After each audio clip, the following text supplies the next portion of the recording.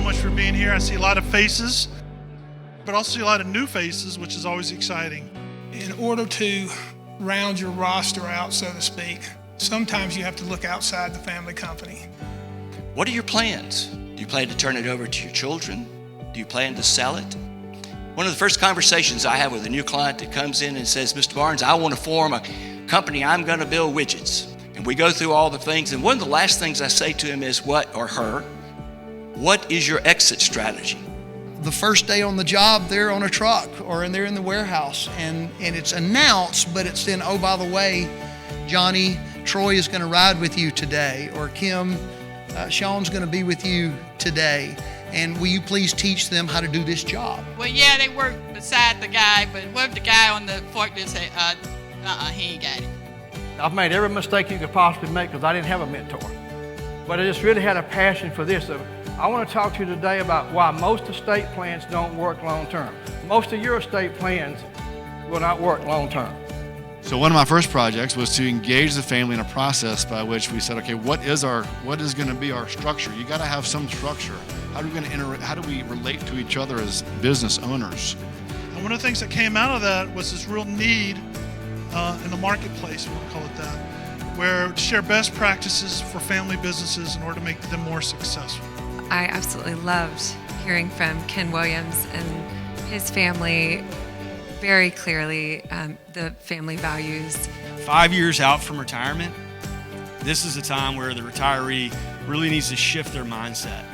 If you were to do something like we did, would let you know they were going to retire, you'd have the conversations he just mentioned with your financial people, and then you can pay for that through the people who inherit his accounts.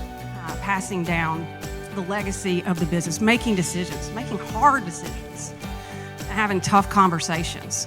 So one of the things that we're doing now is, as a group, is we're trying to work with organizations and get inside organizations. For instance, I know we talked a little bit in the past with some of you in here about getting inside and doing some data collection, so to give you the cutting edge research that we find out so you can help improve your own businesses even more so.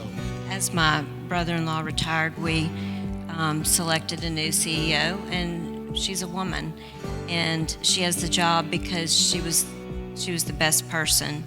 And we have a separate area of the company called Family Office Resources that I'm associated with, where we help those families that are kind of in that middle ground. They're wealthy enough that they have intergenerational wealth, they're thinking intergenerationally.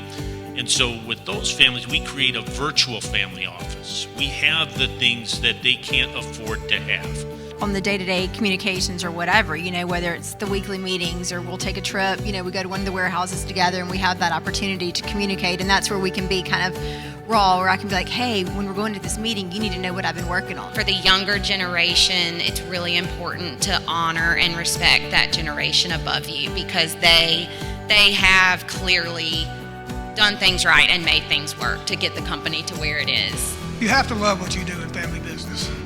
You have to have a passion for the love of our country, our state, our families, our friends, our employees, our customers, and our communities.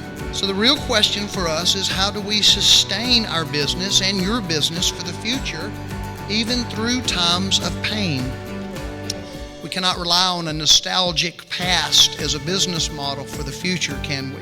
I learned a lot about how we all might have different things going on. We might be different sizes. And being able to have a place like this in Mississippi in the Southeast where we can come together and share information